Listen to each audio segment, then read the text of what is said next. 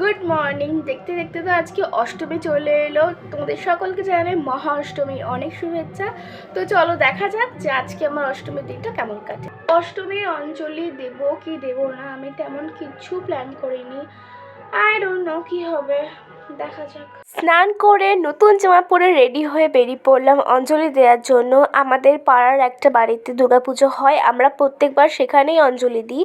আর গিয়ে পৌঁছানোর সাথে সাথে দেখলাম যে অঞ্জলি প্রায় শুরু হবে। তো অঞ্জলি দিয়ে বেরিয়ে পড়লাম সকালের ব্রেকফাস্ট আনার জন্য। 7টা দিয়ে পড়বো। এই দিদিটার দোকানের কচুরিগুলো এত ভালো হয়, আমার তো ভীষণই পছন্দের।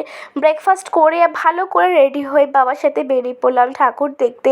এই একটা ঠাকুরই আমার পেন্ডিং ছিল, আমি মোটামুটি 3-4টে মতো ঠাকুর দেখি, তার মধ্যে এটাও একটাই। প্যান্ডেলটা ভীষণ সুন্দর হয়েছিল। রাতের বেলা লাইটিং জ্বলে বলে আরও সুন্দর হয়, কিন্তু রাতের বেলা ভীষণ ভিড় থাকে বলে সকালবেলা দেখাটাই আমি প্রেফার করি।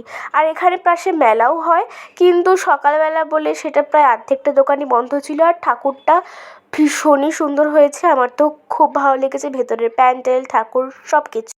নবমীর দিনের ভ্লগটা সন্ধেবেলা থেকে শুরু করছি। আমি আমার পাশের বাড়ির বোন একটু সন্ধেবেলা বেরালাম, অ্যান্ড তোমাদের সাথে আমার নবমী স্পেশাল আউটফিটটা একটু শেয়ার করে দিই।